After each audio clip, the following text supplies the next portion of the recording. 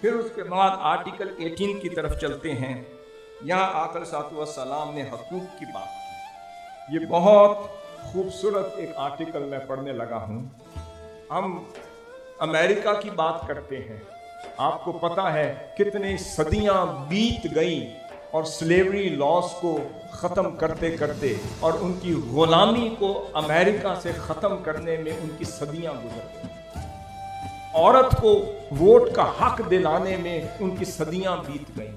Equality of rights کی بات کرتے تو تھے اور بل آف رائٹس کی بات تو کر دی، مگر انہیں حقیقی جامہ پہنانے میں صدیاں بیت گئیں. ایک عرصہ گزر گیا. 1215 میگنا کارٹا سے سفر تو شروع کیا، مگر وہ کہیں 1700 پہ ختم ہوا، کہیں 1900 پہ ختم ہوا. مگر یہاں وہ رائٹس کی بات ہو رہی ہے جو میگنا کارٹا سے بھی 600 سال پہلے آقا صلی اللہ علیہ وسلم اس میڈینن سوسائٹی میں عطا کر.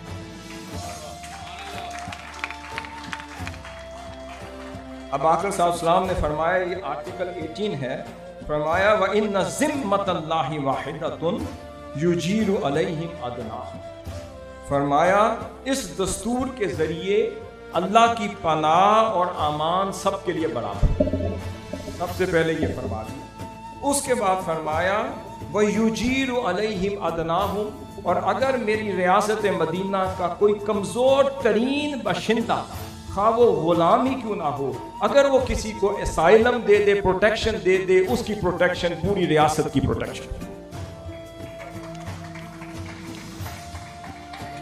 اب یہاں آقا صلی اللہ علیہ وسلم نے امیر اور غریب، کمزور اور طاقتور، رنگ، نسل، ذات، برادری، قبیلہ، خاندان، آقا اور مولا اور آزاد اور غلام کے درمیان فرق ختم. اور فرمایا فرق کیا ہے؟ جو اس ریاست کا وفادار ہوگا وہی ہماری آنکھوں کا تارا اور تاج ہوگا.